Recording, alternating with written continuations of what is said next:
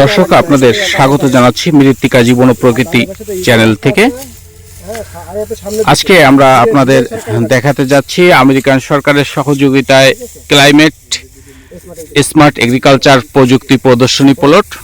আজকে এই climate smart agriculture প্রযুক্তি প্লট প্রদর্শনীতে আসছেন দুর্গাপদ, ওনার তত্ত্বাবধানে এই প্রজেক্টটা চালু হয়েছে। এটি অতুলনগরে। এখানে বিধান 87 উৎপাদন এবং কলা কৌশল এবং টেকনোলজি প্রদান করা হচ্ছে। এখানে বীজ ধান কিভাবে উৎপাদন করা হয়, বীজ ধান কিভাবে সংরক্ষণ করা হয় এবং বীজ ধান কিভাবে বিপণন করা হবে এ বিষয়ে যাবতীয় পরামর্শ দিয়ে আমেরিকান সরকারের অর্থায়নে এই প্রজেক্টটা চালু হয়েছে এবং সেভাবে সর্বোচ্চ মানসম্মত বীজ উৎপাদন প্রক্রিয়া এখানে আছে। আপনারা দেখছেন যে এই প্রতিষ্ঠানের কৃষকরা এখানে ধান কর্তন করছে এবং এই ধান কেটে এখান থেকে নিয়ে মাড়াই করা হবে, বাছাই করা হবে। এরপরে এই ধানই পরবর্তী সময়ে বীজ হিসেবে পরবর্তী সিজনের জন্য আবার কৃষকের কাছে পৌঁছে যাবে। আর এই বীজ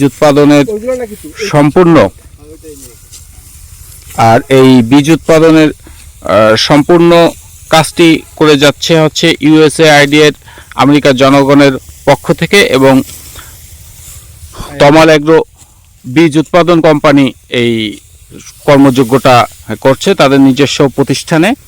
IFDC এর তত্ত্বাবধানে এই কাজটি করা হচ্ছে।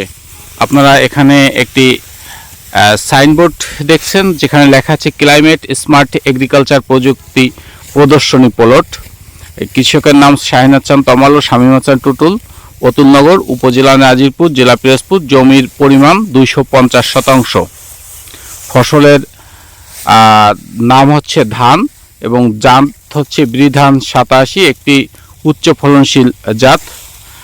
এখানে যে পদ্ধতিগুলো অনুসরণ করা হয়েছে, এখানে 4টি প্লট করা হয়েছে। সেই প্লটে আপনার IFDC যে বীজ সেটা সরবরাহ করা এবং কৃষকের বীজ সরবরাহ করা হয়েছে। কৃষক তার যে পদ্ধতি সেই পদ্ধতি অর্থে সেখানে চাষ করেছে এবং টেকনোলজি হিসেবে IFDC যে টেকনোলজি দিয়েছে সেই টেকনোলজি অনুযায়ীও এখানে চাষ করা হয়েছে এবং সেই চাষে ফলন কতটুকু ব্যবধান হয় এবং সেই ফলনের যে গুণগত মান, সেই গুণগত মান কতটুকু পরিবর্তন হয় সেটা দেখানো হয়েছে। এবং এখানে দেখেছেন আপনারা কিছু কৃষক কিষাণী এসেছেন, ওনাদেরও দেখানো হয়েছে 4টে প্লট সম্পর্কে। আপনাদের এই জাত তত্ত্বাবধানে এই কাজটি করা হয়েছে। ওনার সাথে আমরা কথা বলবো, উনি ওনার পরিচয় দিয়ে কিভাবে কাজটি করেছে সেটা আপনাদের সাথে বলছেন। দাদা ধন্যবাদ।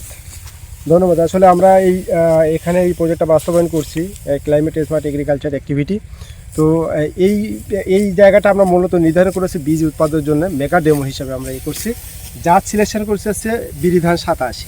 আসলে 87 ধানের অনেক ভালো গুণ আছে এবং উৎপাদন ক্ষমতাটা অনেক বেশি। যেমন এটা হেক্টর প্রতি প্রায় 7 টনের মতো ফলন পাওয়া যায়।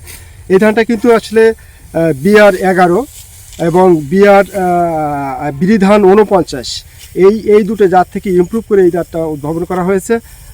বাংলাদেশ ধান গবেষণা কেন্দ্র এটা জাতটাকে উদ্ভাবন করেছেন।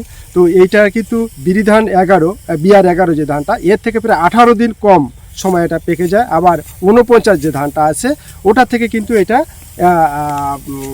7 দিন আগে এই ধানটা পরিপক্ক হয়ে যায়, কাটার উপযোগী হয়ে যায়। যার ফলে কি হয়, শস্য নিবিড়তা বৃদ্ধি করার জন্য এটা খুব সহায়ক হয়। কারণ এই ধানটা কাটার পরপরই কিন্তু কৃষক এখানে অন্য ফসল চাষাবাদ করতে পারবে। যেমন এখানে এই যে তমাল সাহেবের আমরা যে মাঠটা আমরা এখানে ধান প্রদর্শনী স্থাপন করেছি, এই ধানটা কিন্তু এখন কাটা আপনারা দেখছেন যে কাটা হয়ে গেছে, ঠিক আছে। এর পরপরই কিন্তু ওনারা এখানে শস্য বুনবেন, এখানে শস্য উৎপাদিত হয়। খুব ভালো শস্য এখানে মাঠটা দেখছেন, খুব ভালো শস্য উৎপাদিত হয় এখানে। তো যাই হোক, এভাবে আমরা এই প্রযুক্তির মাধ্যমে CSA প্রজেক্টের মাধ্যমে আমরা কৃষকের দোরগোড়ায় পৌঁছে কৃষক কীভাবে নিজের ধান সংরক্ষণ করে সবার মাঝে উন্নত মানের যে HIB জাতটা সবার মাঝে ছড়িয়ে যেতে পারে, ছড়িয়ে দিয়ে এবং শস্যের নিবিড়তা আনয়ন করতে পারে, সাথে সাথে ভালো ফলন পেতে পারে, এই চেষ্টা আমরা করে যাচ্ছি। এবং এর কিন্তু আরেকটা সুবিধা আছে এই যে বিরিধান 87টার, সেটা হচ্ছে এর ডিগ পাতাটা বেশ খাড়া থাকে এবং সালোক সংশ্লেষণ বেশি হয়, আবার গাছের যথেষ্ট শক্ত, ঝড় বৃষ্টিতে সহজে পড়ে যায় না। এটা একটা ভালো বৈশিষ্ট্য, যে কারণের জন্য এই অঞ্চলগুলোতে এই জাতটা খুব ভালো রেজাল্ট আসতেছে এবং কৃষকের খুব উপকার হবে এই প্রত্যাশা আমরা করছি। এবং এনার মাধ্যমে এই এলাকার আরও অনেক কৃষকের মাধ্যমে এই বিরিধান 87 ধানটা চারিদিকে ছড়িয়ে পড়বে, ওনার কাছ থেকে কৃষকরা কিনে সুবিধা উপভোগ করবে, এটা আমাদের প্রত্যাশা। ধন্যবাদ আপনাকে। ধন্যবাদ বাবু দুর্গাপদ আপনাকে।